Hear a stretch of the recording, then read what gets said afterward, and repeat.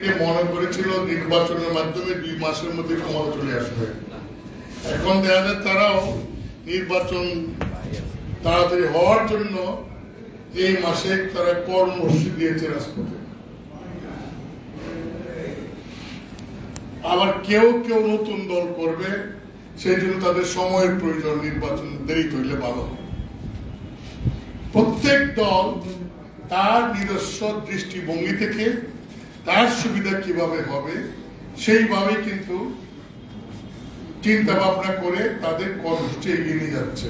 ঠিক আমরা জাতীয় পার্টির পক্ষ থেকেও আমরা আমাদের দলের অস্তিত্ব রক্ষার জন্য এবং আগামীতে জনগণের স্রোতের মাঝে মিশে জনগণের পক্ষে যাতে আমাদের পক্ষে এগিয়ে যাওয়া সম্ভব হয়, সেই রকম চিন্তা ভাবনা থেকে আমরা আমাদের থিঙ্কিং গুলি বা চিন্তাগুলি আমরা করছি এবং সেইভাবে আমরা আমাদের কর্মসূচিগুলি সাজিয়ে নিব। আপনারা দেখেন, এই যে বর্তমান অন্তর্বর্তীকালীন সরকার আসার পর তারা অনেকগুলি সংস্কার কমিশন করেছে, সংস্কার করবে। যে সমস্ত সংস্কারের কথা বলছে আপনারা, আমার নেতা হোসেন মোহাম্মদ এরশাদ, এইগুলি আরো 30 বছর 40 বছর 20 বছর আগে বলেছে। ঠিক আজকে সংস্কার যারা করতে চান তারা বলতে চান, বেশিরভাগ দলে, একটা বড় দল বাদ দিয়ে সব দলই বলে যে নির্বাচন যদি ফেয়ার করতে হয় তাহলে আনুপাতিক হারে নির্বাচন করা দরকার। এই আনুপাতিক হারে নির্বাচন করা দরকার, এই কথাটা বাংলাদেশের প্রথম হোসেন মোহাম্মদ এরশাদ আজ থেকে প্রায় 20-22 বছর আগে ঢাকার একটি 5 তারকা হোটেলে বিভিন্ন সুধীজনদের সাংবাদিকদেরকে সম্মেলন করে তিনি সেখানে এই রূপরেখাটা উপস্থাপন করেছিলেন। আপনারা জানেন যে এরশাদ সাহেব যখন ক্ষমতা ছিলেন তখন যে এই দেশে মানুষের প্রশাসনিক কাজের সুবিধার জন্য জনগণকে প্রশাসনে সরাসরি যাতে অংশগ্রহণ করতে পারে সেই জন্য তিনি প্রশাসনকে বিকেন্দ্রীকরণ করেছিলেন। আমাদের দেশে প্রথম শ্রেণীর অফিসাররা থাকতো মহকুমা, যেটা এখন জেলা, সেগুলো বেশিরভাগই মহকুমা ছিল। থানা লেভেল, উপজেলা লেভেলে কোনো প্রথম শ্রেণীর অফিসার ছিল না, শুধুমাত্র একজন ওসি ছিল আর একজন সিও ছিল, দুজনই ছিল দ্বিতীয় শ্রেণীর অফিসার। এরশাদ সাহেব ক্ষমতা এসে বললেন যে আমি এই দেশে মানুষকে সেবা দেওয়ার জন্য জনগণের ট্যাক্সের যারা সরকারি অফিসার তারা শহরে থাকবে কেন, তারা গ্রামে যাবে। এবং তিনি জনগণকে সম্পৃক্ত করার জন্য প্রশাসনে উপজেলা সৃষ্টি করলেন। এই উপজেলা আজকে 15 থেকে 20 জন সরকারি কর্মকর্তা প্রথম শ্রেণী, এইটা এককভাবে এরশাদের অবদান। এবং শুধু তাই না, এই অফিসারগুলি যেন জনগণের প্রতিনিধির অধীনে কাজ করে জনগণের পক্ষে, সেই জন্য তিনি উপজেলা পরিষদ সৃষ্টি করে জনগণের নির্বাচিত চেয়ারম্যানের পদ সৃষ্টি করেছেন। যেটা যে চেয়ারম্যান ছিল একটা ক্ষমতাশালী পদ, জনগণের প্রতিনিধি ছিল একটা পাওয়ারফুল পদ, এবং তার কথাই কিন্তু প্রশাসন চলত, সেইভাবে চলে আসছিল। 90-এর পরে যখন একটি বড় দল ক্ষমতা আসে, শুধুমাত্র প্রতিহিংসার কারণে 12 কাজ হোক কেন এরশাদ করবো, সেই জন্য এটাকে তারা বাতিল করল। পরে আবার আরেকটা দল এসে সেই ব্যবস্থাটা পুনর্বার করলো, তবে সেইখানে অরিজিনাল যে পরিষদটা ছিল তার থেকে পাওয়ারটা অনেক কমাই দিল।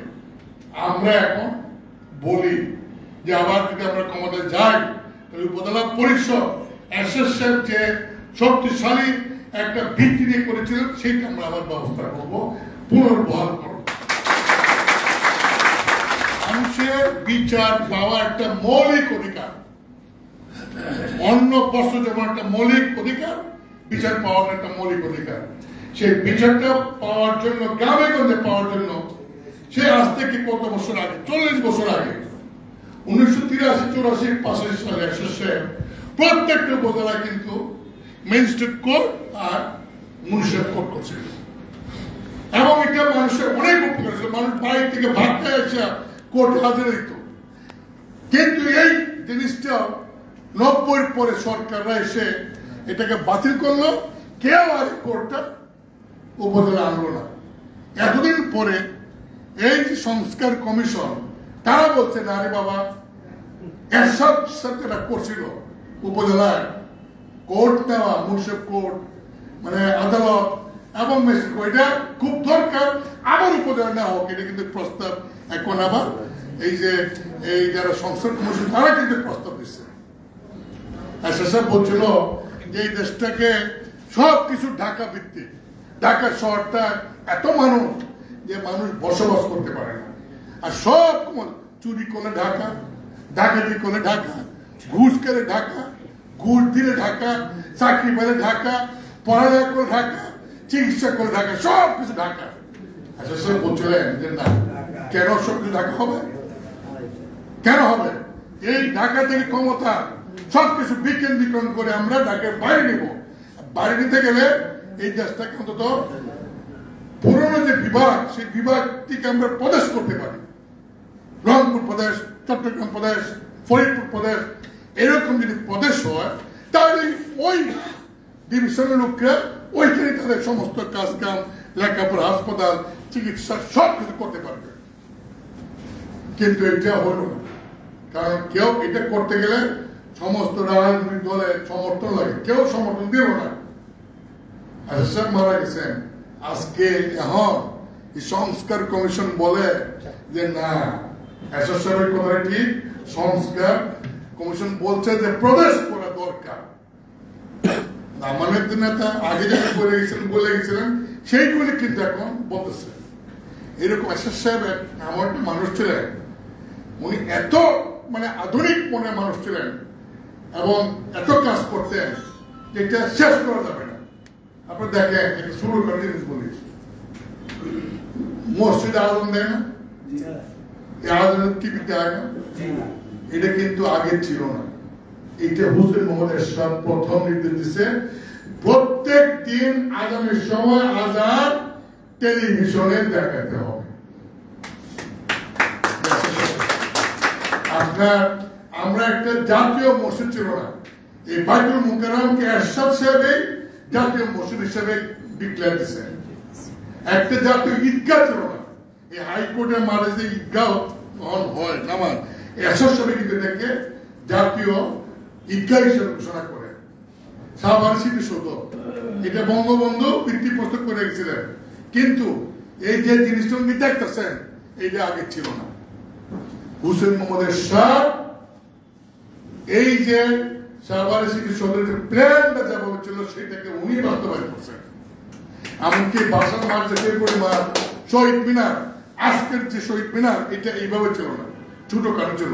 এরশাদ সাহেব কিন্তু বর্তমান যে অবয়বটা এরশাদ সাহেব করছেন। আপনারা দেখবেন যে টেলিভিশনে 8টা নিউজের সময় একটা ইয়া দেয়, এই যে গান দেয়, সব কটা জানালা খুলে দাও না, ওরা আসবে চুপি চুপি। এইটা এরশাদ সাহেব, এরশাদ সাহেবের এত কাজ, এই কাজগুলি এই দেশে শুধু এটা না, বাংলাদেশে আপনারা দেখছেন যে গ্রামে গঞ্জে রাস্তা হয় না, এলজিডির যে রাস্তা, এই যে গ্রামে দেখবেন যে রাস্তা করি না আমরা, এই এলজিডি রাস্তা, এই এলজিডি ডিপার্টমেন্ট এরশাদ সাহেব সৃষ্টি করছে। এলজিডি ডিপার্টমেন্টে এরশাদ সাহেব গ্রামে গঞ্জে রাস্তাঘাট ব্রিজ করার জন্য কম পয়সা করা যায়, যে উনি কিন্তু সৃষ্টি করছে। এই মানুষটা আসলে যে কত কাজ করছে, অনেক কাজ করছে। এই যে আপনারা বলেন ওই যে ইয়েতে চিরাল দেবেন, যে মেঘনা ব্রিজ, তারপর পরের যে ইয়ের ব্রিজ কিনা একটা দাউদকান্দি, এটি কিন্তু এসএসএফ করছিল। এবং এই যে ইয়ের আপনার এই যমুনা ব্রিজ, এটাও এসএসএফ যমুনা ব্রিজ করার জন্য ফান্ড লাগবে। প্রত্যেকটা আইটেম থেকে বিক্রি, পাবলিক কিনে জিনিসপত্র, এর থেকে 5 পয়সা 10 পয়সা একটা করে একটা ফি রাখতো শর্ট মানে রাখিয়া এটা ফান্ড করছিল সেই ফান্ডের পরে এই মানে ব্রিজ স্টার্ট হয়েছিল এসএস সাহেব এটা বাস্তব অবস্থাটা তিনি করে গেছিলেন এরকম অনেক কাজ এটা দেখেন ওই যে জেলাগুলি বাংলাদেশ কটা জেলা ছিল আপনারা জানেন না বাংলাদেশের মাত্র 21টা জেলা ছিল 21টা জেলা ছিল বাকিগুলি ছিল মহকুমা জিয়া রহমান সাহেবের সময় মনে আছে জিয়া রহমান সাহেবের সময় এই আমি ওই সময় ওনার পার্টি করতাম পার্টি মানে ছাত্র করতাম জিয়া রহমান সাহেব ছিল ঢাকা বিশ্ববিদ্যালয়ের ছাত্র দলের ফাউন্ডার একজন ছাত্র থেকে আমি ঢাকা বিশ্ববিদ্যালয়ের মহসুল বিপি ছিল যাই হোক ওই সময় জেলা করার জন্য একজন মন্ত্রী ছিল এবং উনি সাংবাদিক ছিলেন খন্দকার আব্দুল হামিদ উনি সাংবাদিক ছিলেন ইত্তেফাকে উনি আবার মন্ত্রী ওনার বাড়ি শেরপুর উনি শেরপুর জেলা করার জন্য 3-4 বছর চিল্লাইতে পরে শেষে জিয়া রহমান সাহেব করছে একটা জেলায় করছিল 4-5 বছরের মানে অনুরোধের পর আর এসএসএ কি মনে একটা বেড়া ক্ষমতা এসে একবারে করে যাচ্ছে 64 মহকুমা ছিল সবগুলি একদিনই করে ফেলছে এক হলো সংস্কার করার মতো মানসিকতা লাগে সাহসও লাগে আমরা বলছি স্যার আপনি যে একবারে জেলা করে উপজেলা করলেন গণ নাই বিল্ডিং নাই কি হইব কখন শুনো তোমরা কি এই দেশের সন্তান না হ্যাঁ তোমরা অফিসার বানায় অ্যাপয়েন্টমেন্টে দিব তোমরা গিয়ে উপজেলা গিয়ে গাছের নিচে বসে অফিস করবা টেবিল চেয়ার নিয়ে বসে গাছের নিচে অফিস করবো পরে টিনের বানাই দিব আস্তে আস্তে পরে আবার বিল্ডিং হবে ঠিকই প্রথম আমি নিজেও যখন প্রথম উপজেলা হয় উপজেলা মৌসুম হিসাবে আমি গেছিলাম এই কোম্পানিগঞ্জ সিলেট আমি মুন্সেফ তো এটাকে তোর মতো মুন্সেফ হন বলে সহকারী জজ হায় হায় গেছি কোম্পানি জ্ঞানী কিচ্ছু না একটা ইউনিয়ন এটা বলছে উপজেলা একটা কিছু নয় যে দেখি যে টিন দিয়ে সেলার মতো করছে অফিসাররা এই টিনের সেলার মধ্যে মানে কাঠ আছে না কাঠ থাকে আর এই যে ইয়াতে ওই মানে সেলার মধ্যে বসে কোর্ট কাছারি আমি নিজেই কিন্তু এটাতে গেছি আরে আমি দেখেন কোম্পানির মধ্যে বিল্ডিং কত কিছু হয়েছে এবং এসএসএফের সময় এই ওনার আমলে প্রত্যেকটা উপজেলায় কোর্ট বিল্ডিং এবং ইউন অফিস কিন্তু প্রত্যেক উপজেলায় তিনি করছেন এই ওনার কি এক সাহস ছিল সেই লোকদারি রাজনীতি করি আমরা আপনারা যারা হকার আছে হকার মানে কি হকার মানে তো আপনার ব্যবসা করেন আপনার ব্যবসা করেন ব্যবসার পার্মানেন্ট আপনারা রুম নিতে পারেন না কারোর পয়সা নেই দোকান নিতে পারেন না পয়সা নেই তাই আপনারা বাইরে ব্যবসা করেন টেম্পোরারি বেসিসে এসব কিন্তু এই যে এই আপনার গুলিস্তানের কয়েকটা মার্কেট তখনকার সময় ফুলবাড়িয়া উনি প্ল্যানার ছিলেন যে যারা হকার সেখানে তাদেরকে প্রোভাইড করার জন্য উনি প্রথম আরম্ভ করেছিলেন কিন্তু পরে 90 পরে এই কাজগুলি হয়েছে কিন্তু হকাররা খুব বেশি একটা সংখ্যা সেখানে দোকান পায় না কিছু পাইছে আর বেশিরভাগই ঢুকেছে একেবারে হকারের বাপ যারা ওই যে আমরা মতো বাট পাটাট করে ঢুকে গেছে ঢুকে কাজ করছে কারণ আমি আমার জানা মতে নাম বলবো না আমার যারা এখন আছে তার 350 দোকান আছে এই যে ফুলবাড়িয়া হকার মার্কেট প্লেসে না 350 দোকান তার ছেলের নামে মেয়ের নামে গুমস্তার নামে কাজের শ্রেণীর নামে আত্মীয় নামে 350 মতো দোকান আছে না আমরা বলতে চাই না বলবো না আমার কাছে মানুষ এই কাম হয়েছে হ্যাঁ এই কাম হয়েছে এরকম হয়েছে বললে সবাই প্রভাব দিতে পারেন তবে আপনারা পরিশ্রম করেন বাটপারি করেন না ওই রকম বাট করা আপনারা না চুরি করেন না নিজেরা মানে খুব ভালো পরিশ্রম রাস্তায় যে বৃষ্টি রোদ্রের মধ্যে এইগুলো আবার পুলিশে দৌড়ায় সালার না দিলে ওই যে ট্যাক্স না দিলে আবার সান্দাবাজরা আছে এরা আছে মিল্লা টিল্লা দৌড়ে মানে নানান ঝামেলা হয় তারপরেও আপনি বেঁচে আছেন তারপরে আবার পার্টি করেন তারপরে আবার একটা আদর্শ রাখেন তারপরেও আবার কাউকে সমর্থন করেন কারণ এটা যদি বিবেক আছে এবং রাজনৈতিকভাবে কনসিয়াসনেস আছে সেই এই কষ্ট পরে কিন্তু এরপরে আপনারা পার্টি করেন। আমি জাতীয় পার্টির মহারাষ্ট্র বিষয়ে একটু বলতে পারি, আমরা আমাদের যে রাজনীতি সেই রাজনীতি আসলে মানুষের স্বার্থের পক্ষে। আমরা কিন্তু ক্ষমতা থাকতেও আমাদের দলে কেউ বলতে পারবে না 10টা ইন্ডাস্ট্রি করছে, কেউ বলতে পারবে না ব্যাংক করছে। সব যা হয়েছে 90 পরে যত পলিটিক্যাল লোকের ব্যাংক, বিমা, এয়ারলাইন্স যা হয়েছে 90 পরে। 90 আগে এসএস সাহেবের যারা মন্ত্রী ছিল কেউ যদি ঘুষ খায় দেয় তাহলে হয়তো টাকা বলছে 2 লাখ, 10,000, 20,000 খাইছে। কারণ লাখ লাখ খাওয়ার সুযোগ ছিল না। কেন ছিল না? তখন মানে এত পয়সার কোনো পাওয়ার কোনো ব্যবস্থা ছিল না, চাইলেও পাইছে না। কাজে ওই সময় করাপশনটা ওইভাবে হয় না, হইতে পারে না। করাপশন কম বেশি হয়, কিন্তু তখন এরকম হয়েছে না। এখন তো ব্যাংক লুট, পড়াশোনার ব্যাংক লুট, বিদেশে বাড়ি, ওই কি আপনার এই যে এই বেগমপাড়া, সাহেবপাড়া, কত কিছু, মানে একেবারে সাংঘাতিক বিষয়। যাই হোক, আমরা জাতীয় পার্টি মোটামুটি মানুষের পক্ষে কথা বলে মানুষের পক্ষে কাজ করি। মানুষ, এই দেশের মানুষ বড় দুটো দলকেই ক্ষমতা দেখছে। কেউ দেখছে 15 বছর, 20 বছর, কেউ দেখছে 10 বছর, কেউ আবার ক্ষমতা আসার আগে মানে দেখতেছে মানসিক ব্যবস্থা করে। আমরা আছি, পাবলিক আছে, আমরা চেষ্টা করবো মানুষের কাছে যাওয়ার বক্তব্য, নতুন বক্তব্য, কারণ আবার বক্তব্য একটু চেঞ্জ করতে হবে। আবার এই যে ইয়ংরা আবার অনেক হচ্ছে, তরুণরা, তখন আমাদের আবার রাজনৈতিক বক্তব্যের মধ্যে জনগণের কথা তো বলবো, তরুণদের কথা আলাদাভাবে বলতে হবে।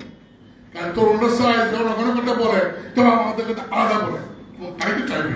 কারণ তরুণরা চাইবে না কেন? লেখাপড়া শিখছে, লক্ষ লক্ষ ছেলে লেখাপড়া করে বসে রয়েছে, চাকরি পায় না, কর্ম পায় না, কাজ পায় না।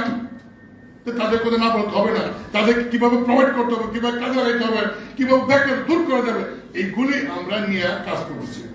এইগুলি বক্তব্য আমরা রেডি করে আমরা জনগণের কাছে যাব। আর নির্বাচনের বিষয়ে যেটা বলছেন, আমরা জানি না এখনো কবে নির্বাচন হবে বাংলাদেশ, আমরা জানি না। তবে নির্বাচন যদি হয়, লেভেল প্লেইং ফিল্ড যদি না থাকে, সে নির্বাচন তো আমরা গেলাম। আমরা যদি মনে করি যে নির্বাচনে রাজনৈতিক মাঠে একটা সমতা আছে, সবাই কথা বলার অধিকার আছে, সবাই ভোট চাওয়ার অধিকার আছে, সবাই ফ্রিলি মুভ করতে পারবে নির্বাচনে ভোট চাওয়ার জন্য, এরকম পরিবেশ যদি থাকে, তখনই আমরা দলীয় ভাবে সিদ্ধান্ত নিব কি করবো করবো। তবে সবচেয়ে বড় কথা হইল, নির্বাচন করি, যাই করি না করি না কেন, বড় কথা হইল দলকে শক্তিশালী করতে হবে, দলকে সংগঠিত করতে হবে। আমাদের একজন নেতা আছেন জিএমএল শেখ, উনি এসএসএফের ভাই। আমরা যারা আদর্শ নিয়ে রাজনীতি করি, হুসেন মোদার তার ভাই, এই যে আমরা একটা প্লাস পয়েন্ট না, এটা আমাদের প্লাস পয়েন্ট। সেই প্লাস পয়েন্ট আছে। এই মানুষটিকে নিয়ে আমরা আগামী দিনে আপনাদেরকে দিয়ে শক্তিশালী একটা সংগঠন করে আমরা এগিয়ে যেতে চাই। আমি জানি আপনারা অনেক কাজ আমরা করতে পারেন। কিভাবে? আপনারা যে কাজটা করতে পারেন, এই কাজটা অনেক করতে পারেন না। আপনারা অনেক সময় যদি ব্যবসা করেন, লুকাইলো কথা আপনার শিখলো না, কথা কথা আর কি ভাই খেয়ে ভাই দেখেছিস সব ওই ওইটি ভালো আছে, একসাথে ভালো আছে, মানে এরকম কথা বলে কিন্তু মানুষের মধ্যে একটা আগ্রহ হয়। এইভাবে কিন্তু একটা পাবলিসিটি, একটা প্রচার, মানুষের ভিতরে ঢোকা, মানুষকে মনে করে দেওয়ার, এই জিনিসটা কাজটা করার সুযোগ আপনাদের কিন্তু অনেক বেশি। আপনারা সেইভাবে কাজটি করবেন। এবং আমরা একটা এই আহ্বায়ক কমিটি আমরা করে দিব।